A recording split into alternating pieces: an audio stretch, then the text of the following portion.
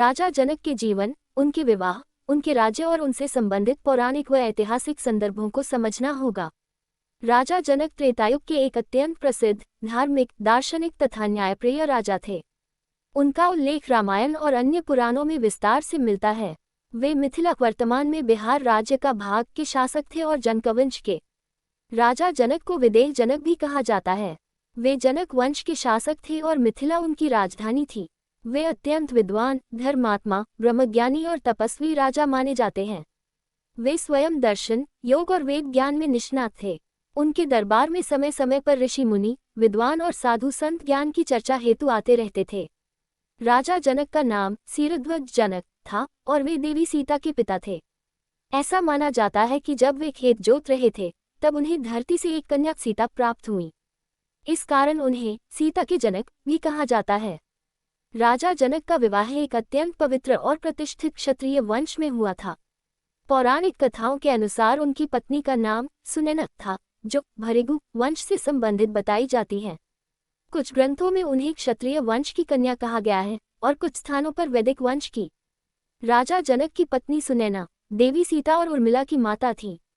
उर्मिला का विवाह लक्ष्मण से हुआ था। इस प्रकार जनक और उनकी पत्नी का स्थान केवल राजकीय ही नहीं बल्कि आध्यात्मिक और सांस्कृतिक दृष्टि से भी महत्वपूर्ण है। पौराणिक तथ्यों के अनुसार राजा जनक की पत्नी सुनैना का जन्म भृगु वंश में हुआ था।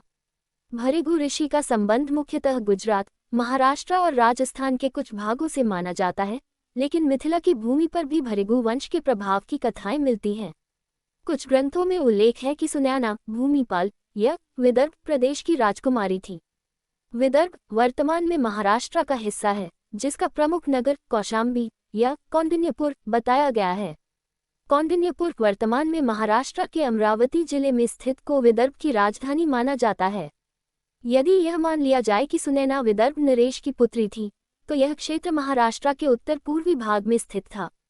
विदर्भ की धरती से ही रुक्मिणी श्री कृष्ण की पत्नी का भी संबंध बताया गया है।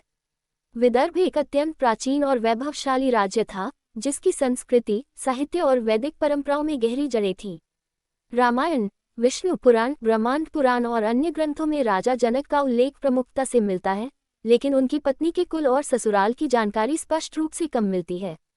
फिर भी विदर्भ से उनका संबंध कुछ स्रोतों से प्रमाणित होता है।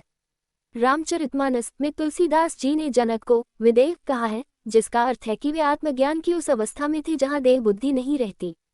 यह एक दार्शनिक पद है, किंतु विदेह एक भौगोलिक क्षेत्र भी था जो वर्तमान बिहार में स्थित है। जनक का दरबार ज्ञान का केंद्र था, जहाँ याज्ञवल्क्य, गागी, मैत्रेयी जैसे ऋषि मुनि ज्ञान चर्चा करते थे। उनकी पत्नी सुनैना का कद भी धार्मिक दृष्टि से बहुत उच्च था और वे देवी सीता के निर्माण व पालन पोषण की प्रेरणा स्रोत थी।